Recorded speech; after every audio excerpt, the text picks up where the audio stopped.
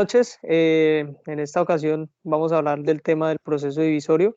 Eh, en mi grupo está conformado por Daniel Gómez, Valentina Ochoa y Valentina Castellanos. Se va a hacer una comparación entre el derecho romano y el derecho actual vigente, con base al Código General del Proceso. Continúe. ¿Quién sigue? ¿Valentina? Bueno, pues en el derecho romano se maneja como la parte del derecho que se maneja en este caso, es en el derecho privado, y el derecho privado pues es el encargado de regular las relaciones entre los particulares, las cuales son planteadas en su nombre y beneficio. El derecho privado se rige entre las relaciones entre particulares y el Estado, y es cuando éste actúa con una particularidad de ejercer una potestad pública. Cuando se habla de derecho privado, se habla de un magistrado y de un juez. En el proceso, en primera instancia, se pasa al magistrado, que es quien determina si se da o no la acción. Y luego de esto, el proceso pasa al juez, que es cuando hablamos del derecho privado, se habla de tribunales, que son de 3 a 5 jueces.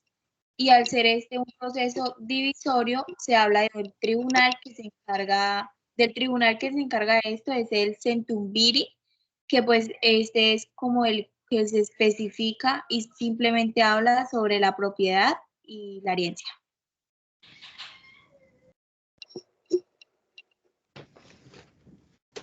Grabando esto. Continúa, creo que es Valen.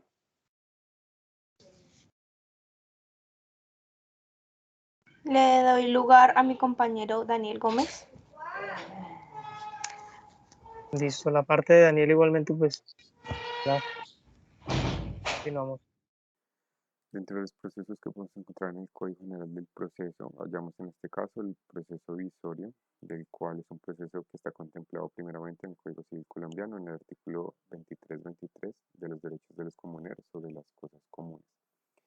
Y el derecho de cada uno de los comuneros sobre la cosa común es el mismo en el que los socios en el derecho de haber social.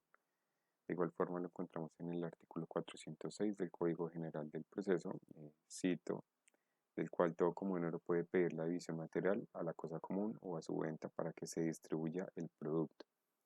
Este proceso divisorio es una acción civil demandada con la cual pretende el juez decretar la división de un bien pro indiviso o su venta según lo solicite el demandante. Entrando a ver ya dentro del Código General del Proceso, el proceso divisorio lo encontramos en el artículo 406, quien fija las reglas para iniciar este proceso y esta acción legal. Y primeramente podemos encontrar todo comunero puede pedir la división material de la cosa común o su venta para que se distribuya el producto. En la segunda regla, la demanda deberá dirigirse contra los demás comuneros y a ella se acompañará la prueba de que el demandante o demandado son condueños. Si se trata de, pues obviamente de bienes sujetos a registro, se presentará también certificado respecto al registrador sobre la situación jurídica del bien o su tradición, que comprenda ya dentro de un periodo de 10 años, si fuere pues esto posible. En una tercera regla se estipula que en todo caso el demandante deberá acompañar un dictamen pericial que determine el valor del bien. Esto es decir, de cuánto vale un bien en cifras monetarias. El tipo de la edición fuere procedente, la partición, en este caso si fuere positiva, el valor de las mejoras se las daría a reclamar. La demanda la puede interponer cualquiera de los comuneros y debe interponerla contra los demás comuneros. La finalidad de este proceso divisorio es que se pueda afectar la separación de la propiedad que dos o más personas tienen en un mismo bien. Pero si ese bien no es susceptible a, pues, a dicha división del bien, el derecho procesal civil establece que esto entonces se procede a la venta y surge como la solución para que pues dicha propiedad mediante esta división y venta se comparta y debe dar una existencia para satisfacer las necesidades.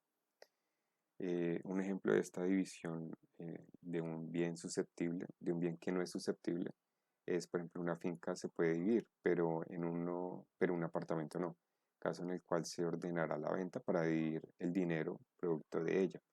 Lo ideal es que la propiedad pro indiviso se divida amigablemente entre los comuneros y mediante escritura pública, así es para evitar un proceso judicial más armonioso, se podría decir. Ya en el siguiente artículo podríamos establecer el artículo 406, quien establece todo comunero puede pedir la visión material de la cosa común o venta para que se distribuya el producto o el bien. La demanda deberá dirigirse contra los demás comuneros. A ella se acompañará la prueba de que el demandante o demandado son condueños del mismo bien. Ya si se trata de un bien sujetos a registro, como lo venía diciendo, se presentará también el certificado del respectivo registrador sobre la situación jurídica del bien y su tradición, que comprenda un periodo dentro de los 10 años, si fuera posible, del bien. En todo caso, el demandante deberá acompañar un dictamen pericial que determine pues, el valor del bien, el tipo de la edición y que fuere procedente al caso, la partición, si fuera el caso, y el valor de las mejoras si las reclaman. Ya entrando a un traslado de la demanda divisoria, se podría establecer que una vez admitida la demanda, la divisoria se le notificará el auto admisorio al demandado o demandados, siendo un proceso con más personas involucradas, conforme al artículo 409 del Código General del Proceso. Cito que el auto admisorio de la demanda se ordenará correr traslado al demandado por 10 días y si se trata de bienes sujetos a registro se ordenará su inscripción. Si el demandado no está de acuerdo con el dictamen, podrá aportar otra solicitud para convocar el perito, un nuevo perito, una audiencia para interrogarlo. Dentro de los motivos que confieren las excepciones pues, previas estipuladas en este artículo se deberán alegar por medio de los recursos de reposición contra el auto admisorio de la demanda. El auto que decrete o niegue la visión o la venta es apelable dentro de pues, el bien. Entrando en el artículo 410 que expone el trámite de la visión o el cumplimiento de la visión se procederá de la siguiente forma. Primeramente, es ejecutado el auto, se decreta la visión, el juez dictará la sentencia en la que determinará cómo será la partida de la cosa, teniendo en cuenta los dictámenes aportados de las partes. En segunda instancia, cuando la visión verse sobre los bienes sujetos a registro, la sentencia se ordenará la inscripción de la partición dentro de un registro del bien. Y en la tercera, la registrada de la partición material, cualquiera de los signatarios podrá solicitar que el juez le entregue la parte que le haya adjudicado. Esto quiere decir que pues, la decisión que el juez haya tomado con respecto a la división del bien y la repartición le sea entregada y adjudicada. Dentro del artículo 414, donde habla de la conformidad y la decisión del juez, establece que dentro de los 3 días siguientes a la ejecución del auto que decrete la venta de la cosa común, cualquiera de los demandados podrá hacer uso del derecho de compra. La distribución entre los comuneros que ejerciten tal derecho será en proporcionalidad a sus respectivas cuotas. El juez también, de conformidad con el avalúo, determinará el precio del derecho de cada comunero y da la proporcionalidad en que ha de comprarlo según los interesados que hubieran ofrecido dicha compra.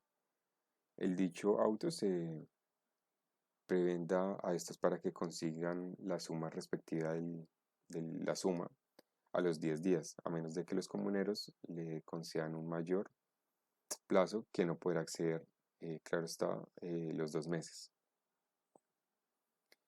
Si quien pues ejercitó este derecho de compra no hace la consignación en el tiempo y el juez podrá imponer una multa a la parte contraída por el valor de 20% del precio de compra y el proceso continuará en curso. En este caso, pues los demás comuneros que hubieran ejercido el derecho de compra y consignado el precio podrán pedir que les adjudique la parte al que pues les han adjudicado por el porcentaje del cual se debería pagar dicho derecho y se aplicará lo dispuesto en los incisos anteriores. ¿Quién sigue después de Daniel? Vale. Los esquemas del proceso.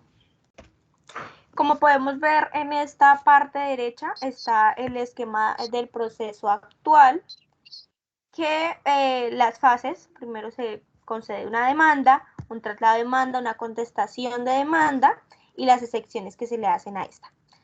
Luego el auto que decreta o deniega la división de la propiedad, puede ser en este caso, y por último la sentencia, pues que se lleva en todos los procesos.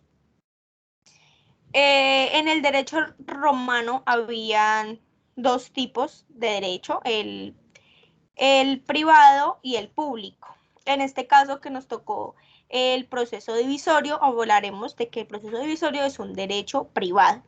Este tenía una justicia pública, una justicia privada, perdón, que hablaba de un proceso ordinario. Este proceso ordinario se dividía en dos, que era el legis action y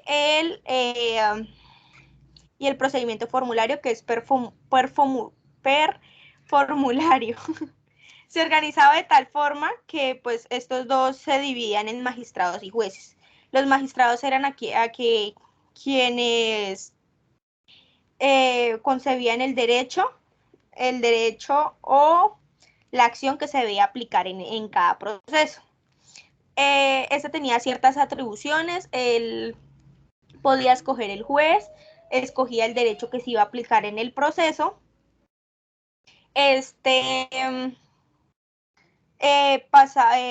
determinaba qué derecho y lo examinaba de tal forma que de esta forma se lo pasaba al juez. El juez era quien terminaba de llevar el proceso, quien examinaba quién tenía el derecho y quién no, y el que daba la sentencia como tal. En este proceso de divisorio vemos primero el derecho de acción, que el derecho de acción es pues lo principal, por donde se inicia el derecho procesal. Porque el derecho de acción es el derecho que se le da a la persona en Roma para que ésta pueda dirigirse ante miembros jurisprudenciales, creo que se dice. Bueno, miembros del derecho que puedan intervenir en este caso. Eso viene siendo como se le pasa el problema a una tercera persona, que en este caso pues son las instituciones.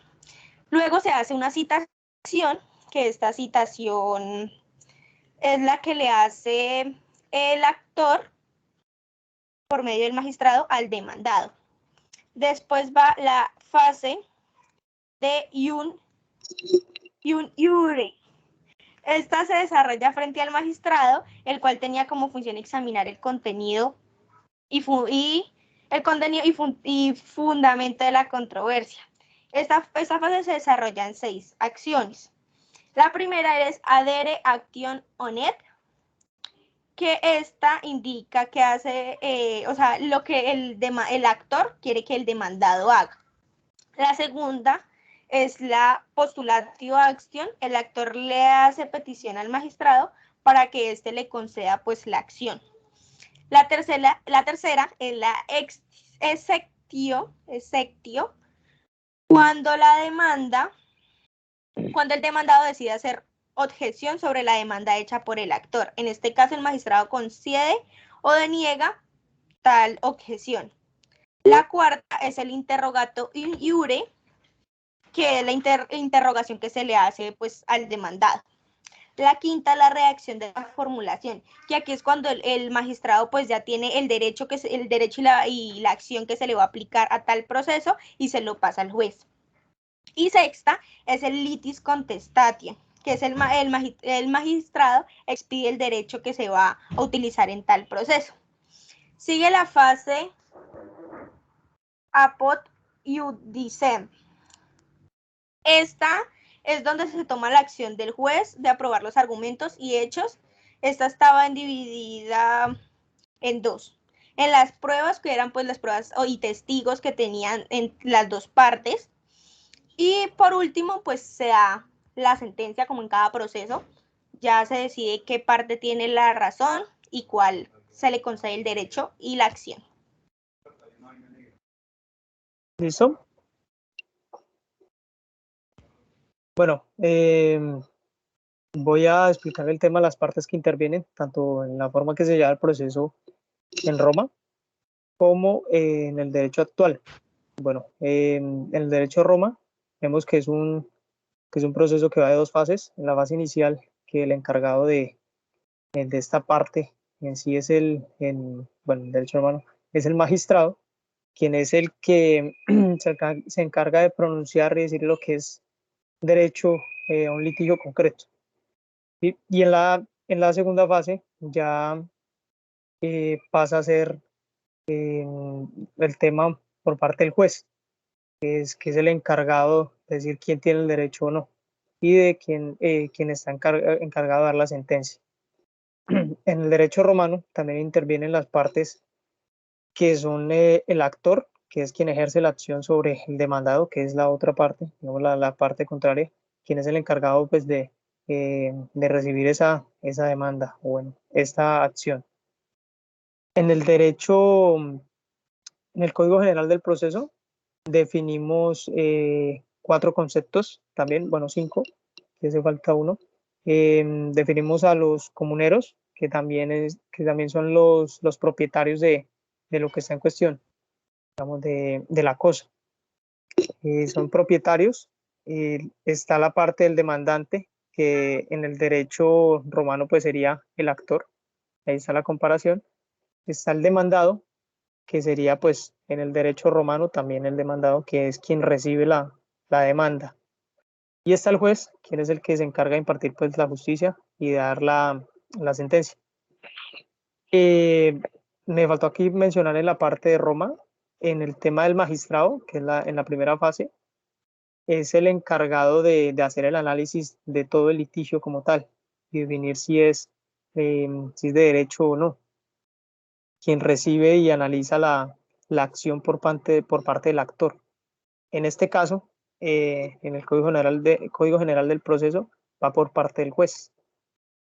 Aquí hace falta una parte, que son las partes, los representantes de las partes, que tenemos en el derecho romano, están los cognitor, los procurator, está también el defensor y el advocatus. El cognitor, que era más el representante del actor o demandado, era sobre una declaración solemne verbal delante del oponente. O sea, era como la representación, pero se daba de manera solemne, o sea, verbal, que estaba haciendo la representación. Procurator, que representaba más que era a los pater familias. El defensor era quien defendía los intereses ajenos en un juicio, o sea, que no eran, y los defendía con o sin autorización de las partes correspondientes. Y el avocatus era el término, ya que la definición que se le daba a la persona que era estudiosa del derecho. En la actualidad, en el Código General del Proceso, encontramos a los abogados también, que son, digamos, la parte profesional, al igual como en la antigua Roma. Encontramos que es la parte ya profesional, la persona dedicada al estudio del derecho. Bueno, esto fue la explicación de las... Yo quería hacer una aporte. Creo que el cognitor es la persona de que el problema recae en él. En caso tal de que la sentencia se pierda, él sería pues el acusado también. Exacto, sí, también recae sobre, creo que también recae sobre la sentencia, bueno, el fallo. Sí. Exacto, el fallo que emita el juez también recae sobre él la responsabilidad, porque pues no es, como lo decíamos, él no era parte del proceso, bueno, que no tenía utilización por las partes, creo que era. Bueno, yo quiero hacer como una conclusión. Bueno, sabemos que el El código procesal, pues en Roma también se lleva a cabo porque pues es el proceso como tal que se lleva en cualquier juicio, como lo pudimos ver en Roma y como lo vemos en la actualidad. Yo quería algo que me faltó ahorita en mi intervención, fue que pues por ser un derecho privado, pues aplica la justicia privada y esta, como lo dije anteriormente, tenía dos divisiones, que era legis action y el per formulam. En nuestro caso de procedimiento divisor se implementa el per formulam, que es ay, se me va la paloma, el procedimiento formulario. Bueno, listo. Pues hasta aquí concluye nuestra explicación referente al proceso divisorio, tanto en cómo se manejó el procedimiento en Roma y en la actualidad, con base a nuestro Código General del Proceso. Muchas gracias. ¿Listo?